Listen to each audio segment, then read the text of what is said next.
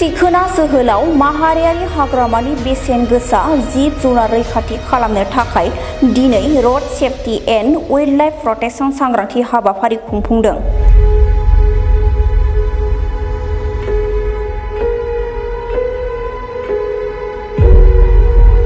क'क्राझार जिल्लानि सिङाव मोनसे समायना पिकनिक स्पट्स दं। बे पिकनिक स्पट्सआ भुटान इन्डु साखाथि सरलपारायाव दं।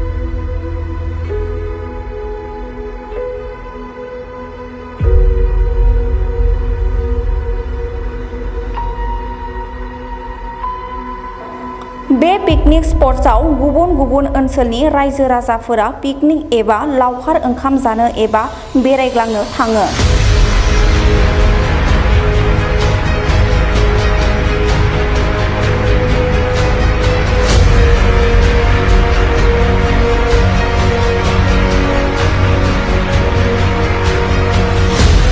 मख'जाथावदि समायना रमायना सरलपारा पिकनिक स्पट्सआव थाङोब्ला सिखोना जोहोलाव माहारियारि हाग्रामाजों थांनो गोनां जायो। क'क्राझार जिल्ला DTI एभारग्रीन चेरिटेबल ट्रास्ट आरो BTCनि फरेस्ट डिपार्टमेन्टजों जुथायै दिनै सरलपारा पिकनिक स्पट्सआव थांग्रा ओनसोलनि रायजो राजा गारि सालायग्राफोरखौ लामा जाब्रबथायनिफ्राय रैखा मोनो आरो गारिखौ 30-40 स्पिड सालायनो आरो सिखोना जोहोलाव माहारियारि हाग्रामायाव थानाय जिब जुनार रैखा जायो बेखौ नोजोर होनानै रड सेफ्टि एन्ड वाइल्डलाइफ प्रटेक्शन सांग्रांथि हाबाफारि खुंफुंदों। एभारग्रीन चेरिटेबल ट्रास्टनि मासिगिरि राजिब नार्जारिया खौरांनि गेजेरजों गुवारै फोरमायथिनानै होयो।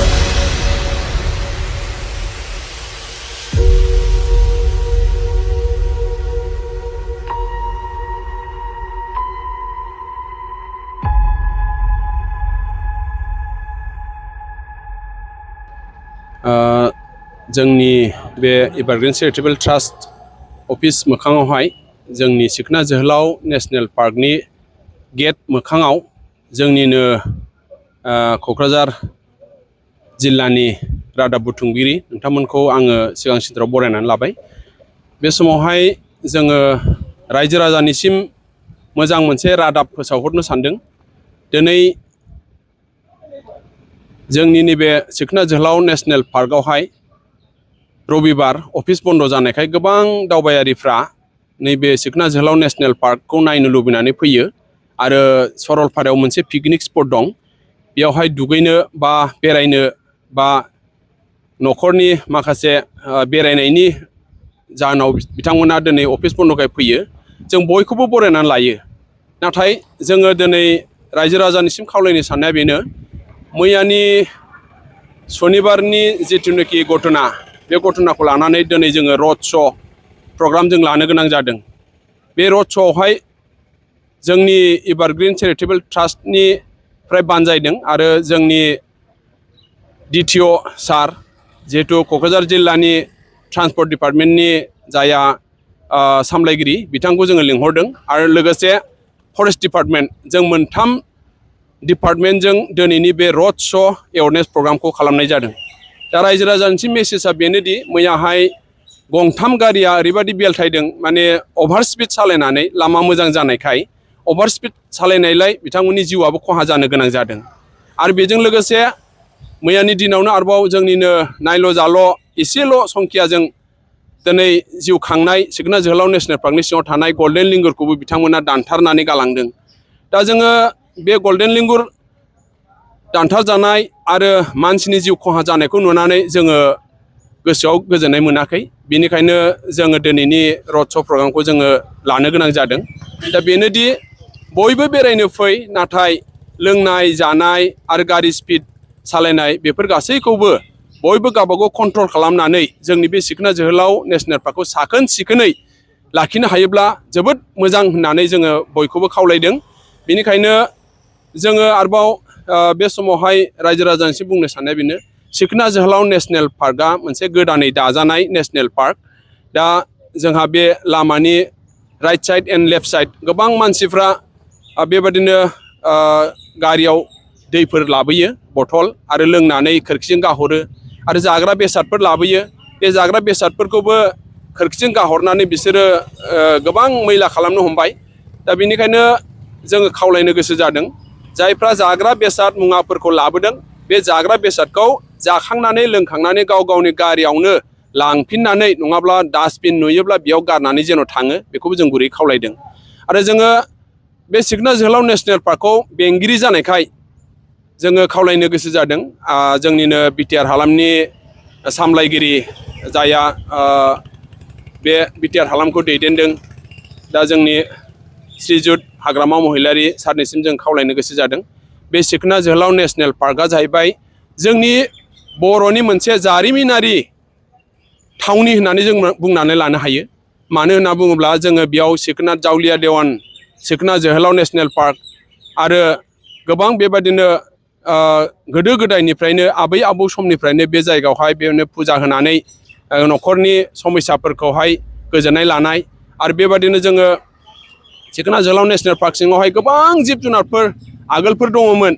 नाथाय माखासे समाव जोंनि बड'लेण्ड मुभमेन्टआव बेफोरो गासैबो गोजान गोजान जायगायावहाय साइटिं जानो गोनां जानाया बेनो बेंग्रा सामलायग्रा गैयिनि थाखाय। दा जोङो सामलायनो आरो बेंनो होननानै जोङो बेयाव थाखाबायब्ला जोङो लासै लासै बेंनायनि हाबाफारिखौ जों मावलांबाय थागोन। जोङो जोंनि जाया खुंथायाव दं बे खुंथायाव थानाय जोंनिनो सामलायगिरि मासियाव जिरायग्रा साफ्रोमबो लिडारफोरनिसिम जोङो गुरै खावलायदों जोंनि बे सामलायनायनि सायाव गभर्नमेन्टआ जाहाथे जोंनि बे एभारग्रिन चेरिटेबोल ट्रास्टनि माखासे थांखि लानानै आगोलनाय बा मावनायाव अननानै जोंनो माबा मोनसे सापर्ट खालामनानै होयो। जिहेथु साखोन सिखोनै लाखिनाय बे हाबाफारिखौ जोंनो मावदों आरो माखासे समाव गोबां हादान एवबायमोन बेखौबो जोङो सान हर जोङो डिउटि एन्ड पेट्रलिं होनानै बिथांमोनखौबो जोङो एवारनेस प्रग्रामनि गेजेरजों हमथाबाय आरो बिफां लाइफां दानफायदोंमोन बिथांमोनखौबो जोङो काउन्सिलिं होनानै एवारनेस खालामनानै बिथांमोनखौबो जोङो लासै लासै जोङो हमथानानै दोनबाय आरो गोबां बन लाइ लांफैयोमोन खमैब्लाबो 1700-1800टा साइकेल बे सिखना जोहोलाव नेसनेल पार्कआवहाय बेबायदिनो सानफ्रोमबो बिफां दाननाय हाबाफारिया एक्टिभिटिसा सोलिबाय थायोमोन। नाथाय बेखौबो जोङो खावलायै जोङो बिथांमोनखौबो दिनै बे सिखना जोहोलाव नेसनेल पार्कखौ बयबो अननांगौ। जिहेथु जोंनि बर'नि जारिमिनारि मोनसे सिखना जोहोलावनि इतिहासखौ लानानै दिनै बे सिखना जोहोलाव नेसनेल पार्कआ जादोंखाय बेखौ बयबो अननांगौ होननानै जों खावलायनायखाय बिथांमोनाबो मानिबाय। दा माखासे जिब जुनार गावथारग्रा बा नागिरै बेबादिनो सोलो बोलोनि गेजेरजों बिथांमोना जिब जुनारखौ नस्थ' खालामोमोन। बिथांमोनखौबो जोङो न'आव थांनानै माखासे काउन्सिलिं होनानै एवारनेस होनानै बिथांमोनजों आरो फरेस्टजों जों सोमोन्दो लाखिहोनानै बिथांमोनखौ जोङो दा जिरायहोबाय। दा फ्रायानो 80% जोंनि नैबे सिखना जोहोलाव नेसनेल पार्कआ बेबादि गाज्रि आखुथाय बा एक्टिभिटिसा गैला होननानै जों बुंना लानो हायो। मानो होनोब्ला जोङो सान हर जयेन्ट फरेस्टजों जोङो डिउटि होनानै बे खामानिखौ जों मावनायखाय जोङो बुंनो हादों। दा बेनिखायनो गोग्गानाय दं जोंनि सिखना जोहोलाव नेसनेल पार्कखौ रायजो राजाफ्रानो मोजां मोनो। जायनि जाहोनाव दिनै जोङो नुनो मोन्दों जोंनि साखाथि लामाजोंनो दिनै बेबादि गारि अहरह हर सान थांनाय। नाथाय बेनोल' बयबो जोंनि वाइल्ड लाइफ एक्ट जिथु रुल बे रुलखौ फल' खालामनानै बयबो जाहाथे थांनानै मोजाङै मोजां न'खराव सहैफिननो हायो रावनिबो जिबना खहा जाया बा जोंनि नैबे हाग्रा ओनसोलनि जिब जुनारनि जिबनाबो खहा जाया। जों मैया दुखु मोनदों गल्डेन लिंगुर मासे दानलांबाय सप्तासेनि सिगां गल्डेन लिंगुर आरो मासे दानलांदों। बिनि सिगां मैदेरजों बेबायदिनो संघात जादों माने सौग्रावलायनानै जिबनाबो बेबायदिनो थांना थानाय गोब्राब जादों। आरो मैयानि दिनावनो गारि एक्सिडेन्ट जानानैबो मानसिनि जिबनाबो जोबलांनो गोनां जादों। दा बेफोरखौ नुनानै जों खावलायो बयबो जोंनि फरेस्टनि प्रट'कल जिथु रुल एन्ड रेगुलेसन बेखौ फल' खालामनानै 40 स्पिडआव गारिखौ सालायनानै बयबो जाहाथे गावनि जिबनखौ अनो आरो जोंनि सिखना जोहोलाव नेसनेल पार्कनि सिङाव थानाय जिब जुनारखौ अनो। दा बेखौ आङो गुरै खावलायदों। आरो नैबे जिथु हाबाफारि 40 स्पिड खारनाय बे हाबाफारिखौ बेयावल' नङा बे गेट मोखाङावल' नङा जोंनि एभारग्रिन चेरिटेबोल ट्रास्टनि गथ'फ्रा हाग्रा सिङावबो सेक्सन जों उल्था पानिसिम जों दिनैनि प्रग्रामखौ लानो गोनां जादों। मानो होनना बुङोब्ला जोङो मबाइलावल' बा जोङो माबा मोनसे पस्ट हगारब्लाल' मानसिफ्रा बेखौ मानियो बे नङा। बेनिखायनो जोङो फेस टु फेस प्रेक्टिकेलि जों दिनै गारि गंसे बयखौबो खुगाजों प्रेक्टिकेलि जोङो बुंनानै एवारनेस खालामनाय जादों। बेनिखायनो खावलायबाय दिनैनिफ्राय जे एवारनेस खालामदों बयबो गोसोआव लानानै बेबादिनो बयबो रुलफोरखौ मानिनानै थांनानै बयबो बेरायहै जों बयखौबो खावलायदों।